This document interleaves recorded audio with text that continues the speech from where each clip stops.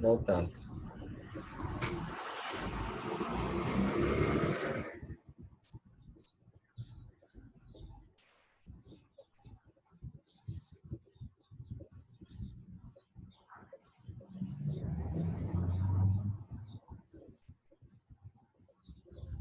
Hello, tio. Oi, voltando.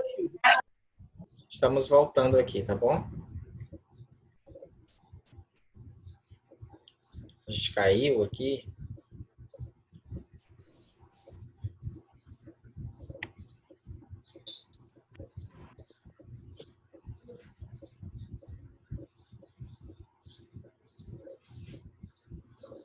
Gabriel, cadê sua farda, Gabriel?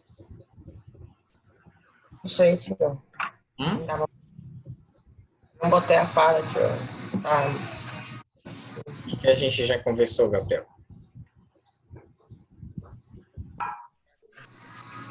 Eu tô com a câmera desligada e eu, na hora que eu liguei a câmera, eu vou ter que filmar porque eu tô sentada, mas eu já não tô em casa. Tudo bem. E tio, eu não te liguei a câmera quando você tirou o print. Não tem problema não. Ficou gravado seu nome, tá? Deixa eu ver quem... Alguém voltou aqui que tinha saído?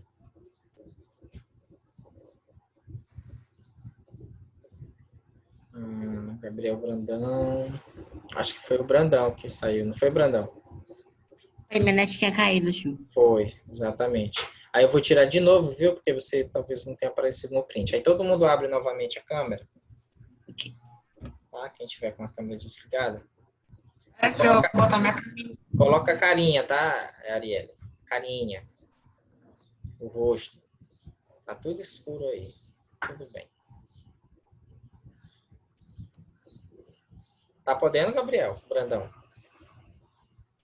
Tô tentando, tia, que tá meio bugado aqui, mas eu vou tentar. Ah, tá bom. Tudo bem. João Carlos, consegue? Não, né? Botar sua cara. Não. Tá bom. Eu vou tirar aqui. Print. Bom. 1, 2, 3 e já.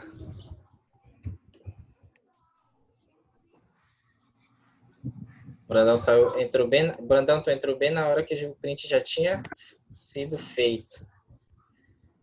Deixa eu colocar aqui. De qualquer forma, você saiu o nome aqui. Deixa eu ver. Não tinha aberto ainda não, Brandão.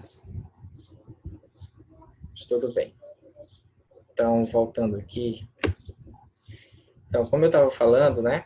Esses movimentos que a gente chama de movimentos separatistas, eles vão ser...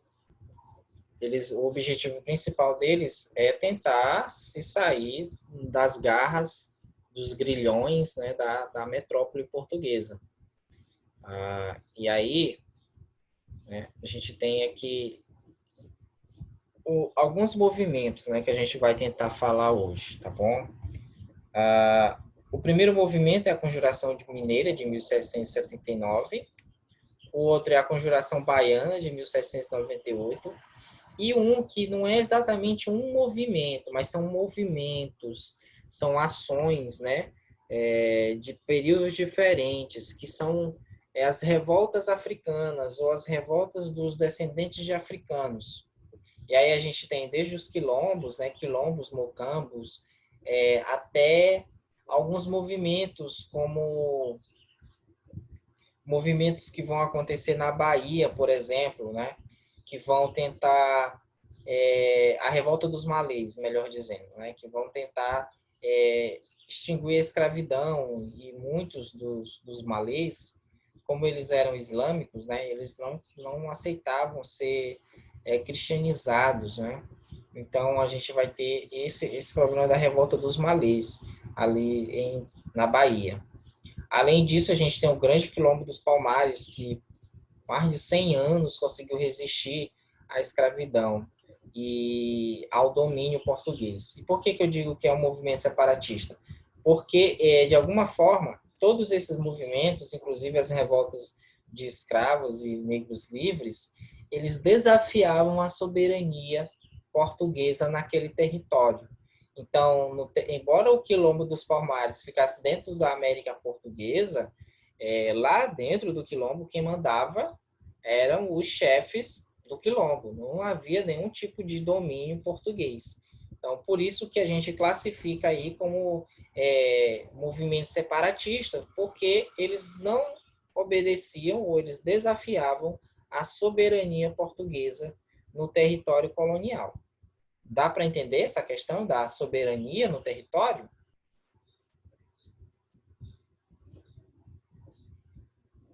É como, por exemplo,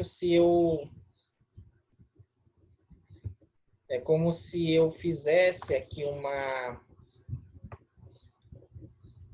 Deixa eu ver aqui uma coisa.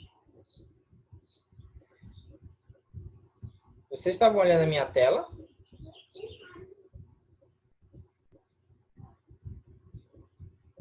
Não, né? Estavam olhando só o meu rosto, não é isso? Tá bom. Sim. Então eu acho que é porque eu esqueci de compartilhar. E eu estava passando o slide achando que vocês estavam olhando. Olha que louco. Deixa eu voltar aqui. Compartilhar com vocês o que eu estava falando, tá bom?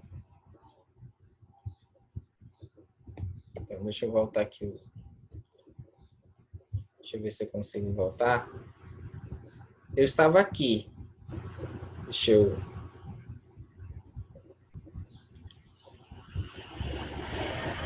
Então, eu estava falando justamente dos movimentos de revolta, né? E aí eu falei sobre a Conjuração Mineira, a Conjuração Baiana e as revoltas dos quilombos, não é isso? E eu disse o seguinte, que essas revoltas, elas eram consideradas movimentos de separação porque desafiavam a soberania portuguesa. E a ideia de soberania é a ideia de você ter domínio sobre aquele território. Então, nos quilombos, Portugal não tinha domínio, eles não tinham sequer, muitas vezes, noção onde ficavam os quilombos, né?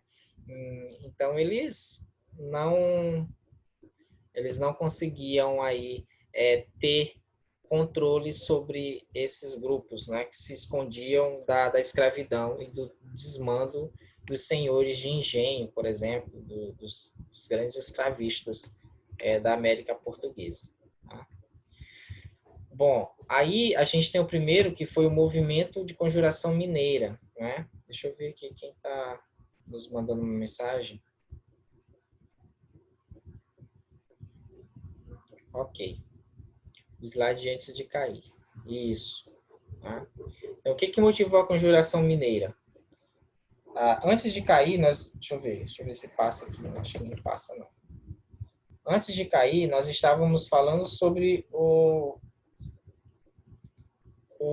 principal objetivo dos movimentos, né? Que era justamente a libertação dessas regiões. Deixa eu ver aqui quem mais está nos...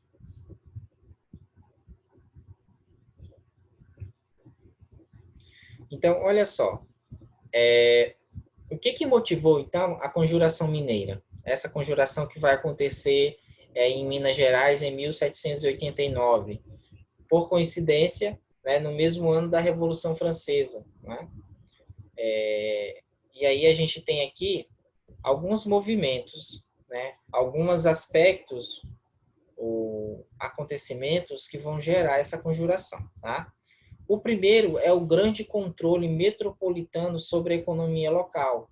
Então, existia todo um aparato burocrático e de cobrança de impostos dentro da região de Minas Gerais, que fazia com que as elites locais da região, né, eles acabassem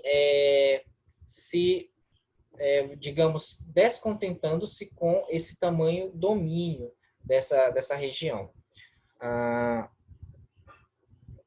Ok, João, eu entendi, tá bom, João Vitor? O slide antes de cair dava para ver, só que estava um pouco lento. Às vezes fica lento. Gente, olha, quem cair na reunião, que sair, não conseguir voltar rapidamente, pode voltar ainda, tá? Vai tentando voltar. Às vezes cai mesmo, aí é só voltar, sem problema nenhum, tá bom? Aí, caso você perca alguma parte do que a gente estava falando, você pode revisitar novamente essa aula no YouTube, tá bom? Aí você pode ver aquilo que você perdeu durante o momento que você caiu da aula. Então, como eu estava dizendo, o controle metropolitano sobre a região de Minas e sobre o ouro na produção aurífera era um dos principais motivos de descontentamento, tá? das elites. Essas elites que eram formadas por fazendeiros, por mineiros, por jornalistas, intelectuais, eles vão começar a conspirar, vamos dizer assim, né? Eles vão começar a se organizar em reuniões na tentativa aí de fazer com que esses movimentos ou essa região, né, ela se movimentasse para sair desse domínio metropolitano, porque boa parte do que era produzido em ouro, né, ia para a metrópole, era aquilo que a gente chamava de 1/5, né, ou 20% de tudo que era produzido na região das Minas era enviado para a metrópole. Sem contar, gente, que todo o ouro que era produzido em Minas Gerais, ele deveria passar pela casa de fundição. Era o local onde esse ouro era autenticado e oficializado, né, para que ele não saísse de forma clandestina da região da mina. Tá? Então, era outra forma da coroa controlar e também tirar a sua parte aí do que era produzido. Então, cada vez mais a gente vai ver esse controle maior e de anos em anos aumentando a cobrança, né? A cobrança desse imposto só ia aumentando cada vez mais. Então, essas elites comerciais, inspiradas nos ideais iluministas de liberdade, né? Que já era bastante difundido aí na região das Minas, passa a reunir-se, né, em reuniões secretas para ver uma estratégia de, vamos dizer assim, de revolução, uma estratégia que os levasse a romper os laços com a coroa portuguesa, tá bom? E outra coisa que acontecia aí era a tentativa da burla dos impostos. Alguém já viu essa expressão santo do pau oco? Já. Eu já ouvi essa expressão. Quando tu ouve essa expressão hoje, atualmente, qual é o significado que ela traz?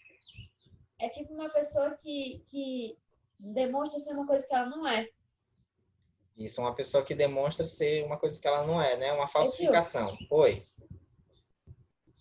Eu vi uma história que Santo Paulo era um santo, que por Sim. dentro ele era oco, que as pessoas escondiam coisas. Isso, exatamente isso. Mas essas coisas era o ouro. Tá? Existiam, gente, várias estratégias de, digamos, de burlar esse domínio aí da metrópole, né, do controle metropolitano, ou seja, do controle da coroa sobre a produção de ouro. Uma dessas estratégias era a utilização de imagens feitas de madeira, em que dentro da imagem era oco, para que esse ouro pudesse ser armazenado dentro da imagem. Outra estratégia que era utilizada eram túneis, né? Nas minas, nos túneis, eles deixavam locais assim escondidos dentro das minas para intocar ouro, para que esse ouro não fosse pego pela colônia, pela coroa. Uma outra forma que também tinha, para você ter ideia, eles faziam com que esse ouro se tornasse um pó e jogava tipo assim no cabelo das negras, para que ele ficasse como se fosse uma espécie de glitter. E depois era só lavar novamente o cabelo na água e depois coar. E aí você teria o ouro novamente, né? O ouro em pó. Então, fazer com que esse ouro se tornasse pó era uma das principais estratégias aí para tentar camuflar o ouro, para tentar surrupiar esse ouro, certo? Então, eles usavam das mais diversas estratégias aí. E o santo do pau oco, essas imagens que dentro eram repletas de ouro em pó, era uma das estratégias, certo? Isso tudo para sair do domínio metropolitano. Mas, ao mesmo tempo, né, quando isso era descoberto, as pessoas que burlavam eram punidas severamente. E isso fazia com que cada vez mais as elites locais se descontentassem, né, com relação a esse problema aí. Tá? Uma outra coisa que vai acontecer, gente, a partir de um certo período, é a diminuição da produção de ouro, produção aurífera. As minas começam a diminuir a produção, elas começam a produzir cada vez menos por conta da extração em larga escala que se fazia. E a metrópole, ela não queria saber disso, ou ela não acreditava, não cria que o ouro estivesse acabando. Como ela sabia dos casos de corrupção, de burla, né, desse ouro, inclusive de funcionários dos próprios meios aí de controle, daí a gente pensar, por exemplo, a ideia de absolutismo, né? Aquela ideia de que o rei tinha poderes absolutos e controle absoluto sobre a sua população, que é uma ideia que na prática não serve, porque se a gente pensar que os próprios agentes da administração colonial, eles também praticavam corrupção e levavam, né, a sua, vamos dizer assim, o seu ganho por meio dessas práticas ilícitas, a gente vê que a coroa não tinha tanto poder assim de controle, né? Embora ela tentasse a partir das instituições burocráticas, né? Aí um exemplo é a casa de fundição, onde o ouro passava e era autenticado. Mas os funcionários da própria casa de fundição faziam questão, né, alguns, de também praticar corrupção e tentar, de alguma forma, burlar o sistema de controle. Né? Era tipo assim, né? Como eu posso dizer? As pessoas que eram responsáveis como eu posso dizer? Tipo, pelo controle, fiscalizar isso. Fiscalizar, que eram pessoas de alto padrão, elas mesmas surrupiavam a própria coroa. Exatamente, porque cada um queria ganhar de alguma forma. E aí, a gente pensar uma coisa, né? Essas instituições, elas tinham uma natureza meio patrimonialista, muitas vezes. O que é isso, professor? É o fato de a gente usar essas instituições como se fosse da nossa casa, como se fosse algo nosso. Então, muitas vezes, os administradores dessas instituições, principalmente os peixões, como a gente chama, né, os chefes, eles faziam dessas instituições como se fossem empresas familiares deles. Então, muitas vezes eles tomavam atitudes que nem mesmo a coroa ficava sabendo, entende?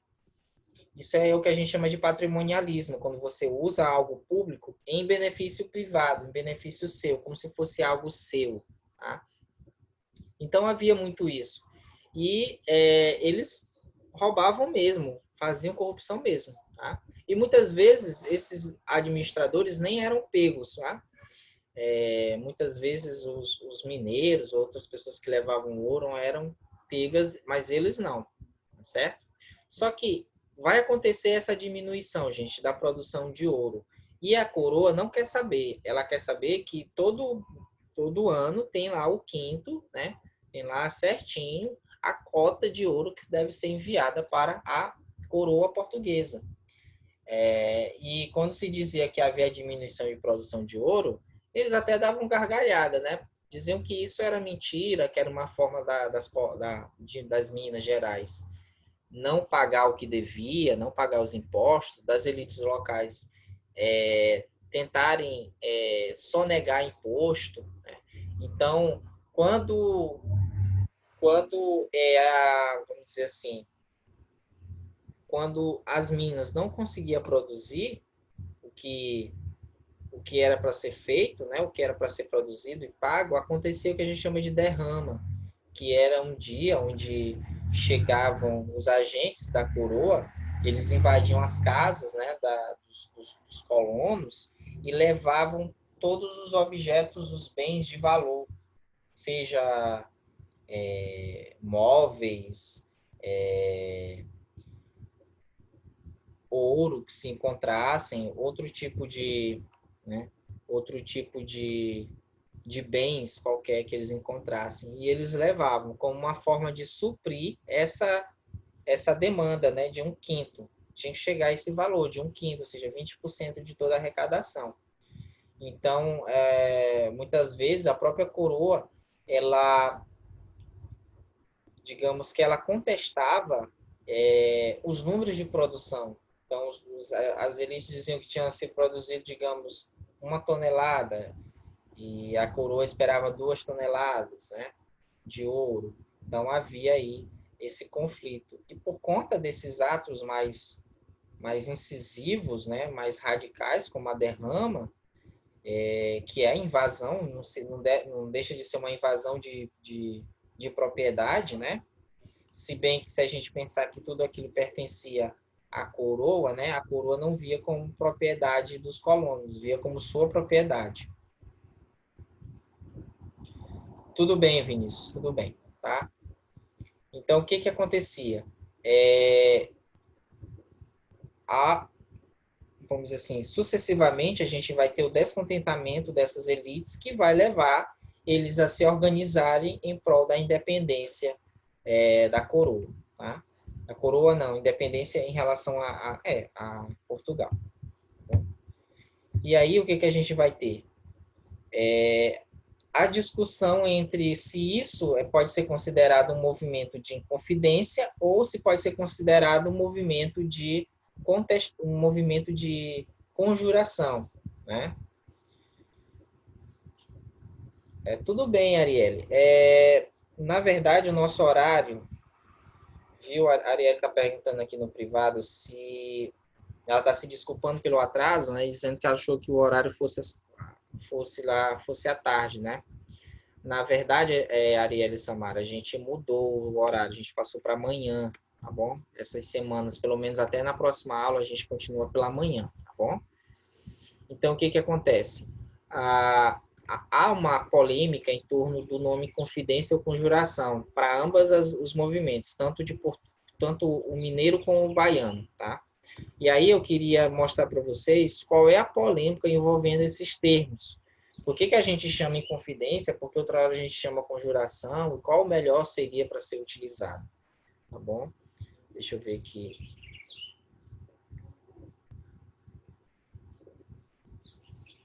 Então, olha só.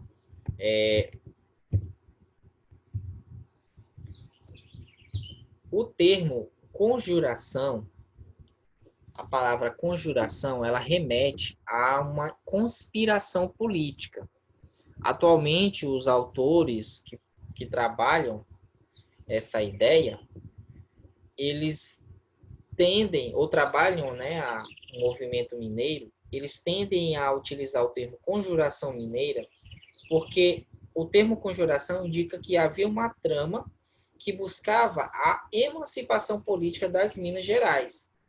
Essa trama de emancipação era muito mais forte do que exatamente um movimento de conspiração ou uma traição à coroa. O objetivo era muito mais uma tentativa de se emancipar da coroa do que exatamente de trair a coroa, tá bom? Por isso que eles usam. Aí pode ter aquela polêmica, mas professor, se eu estou tentando tirar das mãos da coroa algo que é dela, eu não estou traindo exatamente? Alguns autores pensam assim, né? Por isso que ainda continuam usando o termo inconfidência. Só que o termo inconfidência, ele é um termo pejorativo, porque ele trata os inconfidentes como traidores da coroa. E na época, durante o desfacelamento desses movimentos, a coroa portuguesa vai utilizar o termo inconfidência, porque ele tem relação à ideia de traição, a coroa. Só que não é exatamente uma traição, porque o objetivo aqui não era tirar o rei do trono, não era tomar Portugal do rei português, não era dar um golpe de Estado, por exemplo. Não tinha nada a ver com isso. ou tentar matar o rei. Não era isso. O objetivo era emancipar-se, né? Ou emancipar aquelas regiões do domínio português. Daí a gente pensar que tem muito mais a ver com uma conspiração política, uma tentativa de emancipação política, do que exatamente a ideia de traição à coroa, tá certo? Então, hoje a historiografia ela prefere utilizar o termo inconfidência do que o termo conjuração. Deu para compreender até aí, gente? Com relação aos dois termos? Sim, né, Manu? Então, quando se cair numa prova, Manu, a ideia de conjuração e confidência, você lembre que conjuração tem mais a ver com uma conspiração política que tende a se emancipar. Eles buscam se emancipar politicamente, do que uma traição, que seria o termo confidência. Aí eu trago para a nossa vivência, né? Imagine você, quando você sai de casa. Você, por exemplo, digamos, você completa 18 anos, arruma um emprego bom, aí você quer sair de casa, você quer montar um apartamento, quer se emancipar dos seus pais. Você estava traindo seus pais? Não, né? Você está tentando se emancipar, não é? E se for um conflito, a gente pode chamar isso até de uma conjuração, né? Um conflito que você tentou, de alguma forma, se emancipar aí dos seus pais. Ou então alguém, por exemplo, que é de menor, mas já trabalha, ele quer emancipar-se politicamente dos pais, né? Então ele entra aí, pode entrar na justiça, sei lá, ou os pais, de alguma forma, dessa emancipação. Aí é um movimento de conjuração. Agora, traição seria um caso, por exemplo, de você querer tomar os bens dos seus pais, querer tirar a vida dos seus pais, né? É nesse sentido, tá? Então, por isso que a historiografia ela usa o termo conjuração ao invés de inconfidência. Porque o termo conjuração, ele positiva o movimento. Ele mostra que os seus autores queriam emancipar-se, queriam a liberdade. Tá? Já o termo inconfidência, ele negativa o movimento. Ele dá a ideia de que aquelas pessoas eram traidores e que elas não eram dignas da própria vida. Tá bom? Então, é nesse aspecto. Passando aqui um pouquinho o slide, né? A gente vê as causas do movimento. Tá? Essa aqui é uma imagem de Antônio Ferreira, que é a prisão de Tiradentes. Essa imagem foi feita em 1914 e ela está aqui em volta, né, da construção do mito de Tiradentes como um herói nacional, coisa que a gente vai ver já já, tá bom? Então, a Inconfidência Mineira, como a gente já viu, ela foi resultado da insatisfação das elites econômicas da capitania de Minas Gerais com a política fiscal da coroa portuguesa. Essa insatisfação, ela existiu ao longo de todo o século XVIII, mas a partir da década de 1780, ela ganhou mais força e áreas de separação por conta desse aumento do controle e do aumento dos impostos naquela região, né? Principalmente por conta disso. Mas o que se escondia por trás dessa trama, né? Nesse livro aqui, é um livro bastante famoso da autora Lilia Moritz Schwartz e a Heloísa Starling, chamado Brasil, uma biografia, quando ela trata exatamente da questão da conjuração mineira, ela vai dizer mais ou menos o seguinte, né? Que a conjuração ela foi resultado do ressentimento, né? Mas também da percepção de que Minas Gerais tinha condições de existir sem a presença de uma coroa controladora. Eles já tinham a noção de que a capitania tinha condições econômicas de se autossustentar. Então, aqui, né, o ressentimento é no sentido de que eles tinham ódio de toda aquela riqueza estar indo para a coroa e não para eles, né? E muitas vezes a coroa investia em outras localidades na América Portuguesa com essa riqueza. Então, era um ressentimento. Mas eles também tinham já a noção de que eles sozinhos, eles poderiam manter a coroa, aquela capitania, e ela poderia se desenvolver muito se eles utilizassem aquele dinheiro, aquela riqueza que ia para Portugal, em benefício próprio, tá? Então, por trás aí da trama, existia já a noção de que se Minas Gerais se autoproclamasse independente, aquela região conseguiria se sustentar, se autossustentar, se autogerir, sem precisar de uma coroa controladora, como era Portugal. Tá bom? Essa reunião ela vai se encerrar daqui a 10 minutos, mas só para a gente, né, adiantando, o que defendia os inconfidentes aí? Bom, algumas reivindicações, né? Existiam outras, mas essas aqui são as mais importantes nesse sentido, tá bom? A proclamação de uma república aos moldes dos Estados Unidos, daí a gente vê a importância ou a influência da Revolução Americana, né, nesse processo. A realização de eleições anuais, que era algo que numa república deve existir. O incentivo à instalação de manufaturas como forma de diversificar a produção econômica das Minas Gerais. É uma coisa que eu não disse para vocês, não lembro de ter dito, até esse momento aqui era proibido ter manufaturas nas colônias da América, porque as manufaturas, se existissem, elas concorreriam com as manufaturas de Portugal, da metrópole. Então, seria uma desvantagem. A metrópole, ela queria fornecer os produtos manufaturados, que eram produtos mais bem elaborados e mais caros, que era também uma forma dessa metrópole, explorar as colônias, né? Então, havia essa proibição. Embora a gente pense essa região como produtora de ouro, só de ouro, existia também uma pequena agricultura e também o gado. Tanto é que depois que acaba o período áureo, né, da produção de ouro, a gente vai ter a sustentação daquela região das Minas a partir da pecuária. Tanto é que hoje Minas Gerais é conhecida como a terra do leite, do queijo, né, da pecuária em si, por conta que a pecuária ela foi substituindo a produção de ouro que estava em decadência. Alguém fez algum comentário? Eu, Oi, Ariel. quando eu fui lá, quando eu fui lá uma vez, eu fui lá uma vez, na verdade, a gente foi num restaurante e lá, tipo, a maioria dos restaurantes, quando a gente foi, a gente viu que a maioria deles tinha uns queijos, umas coisas assim, derivados de leite pra vender. Era para os turistas, porque eles consideram isso como se fosse tradição de lá.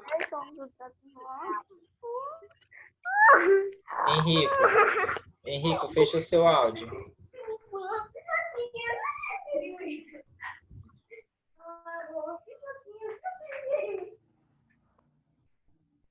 Henrique deixou o áudio aberto e saiu para algum lugar. Aí, né? Então, gente, o que acontece? O ouro, ele, em decadência, né, ele deu lugar à pecuária. Por isso que hoje a pecuária ela é tão importante, aí a produção de leite e de queijo é tão importante em Minas Gerais. Por isso que eles queriam, né, essa diversificação. Eu acho que eles eram visionários nesse processo, porque boa parte da elite brasileira na época, a elite agrária, eles achavam que a riqueza seria produzida sempre pela terra, né? E aqui eles já queriam diversificar a economia, tá bom? É um pensamento bem iluminista nesse sentido, tá bom? E a formação de uma milícia nacional. Olha só, eles queriam uma polícia nacional, um exército nacional que pudesse proteger os cidadãos locais, né? Então já havia também a ideia de cidadania aí, né, dentro desse movimento, tá bom? Mas como é que termina essa conjuração? Então, ela termina com a traição de alguns líderes, né, do movimento, o movimento é descoberto. Um dos líderes do movimento, o Joaquim Silvério dos Reis, ele trai o movimento, e aí alguns líderes desse movimento são presos, outros são deportados, ou seja, banidos daquela capitania. E quem pagou o pato mesmo, como a gente diz no nosso linguajar, foi Tiradentes, quando ele foi enforcado no dia 21 de abril de 1792. Tiradentes não era o líder do movimento, né? As pesquisas mais recentes mostram que não era exatamente o fato dele ser o líder do movimento.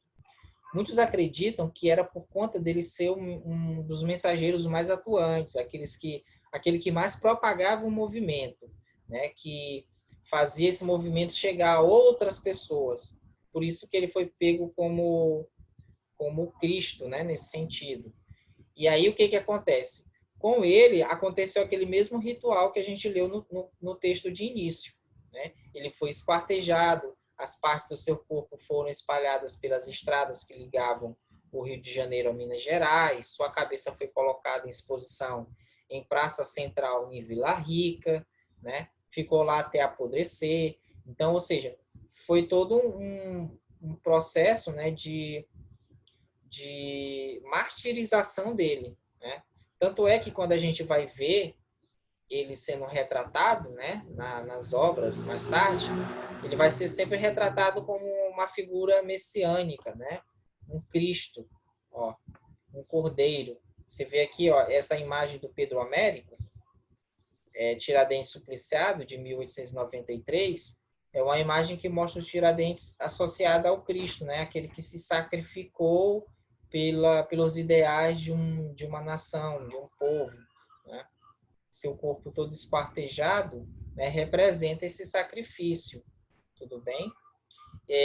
No século durante todo o período da coroa, século XIX, inclusive, Tiradentes ele vai ser visto não como um herói, mas como um vilão, né? Ele vai ser visto como um traidor.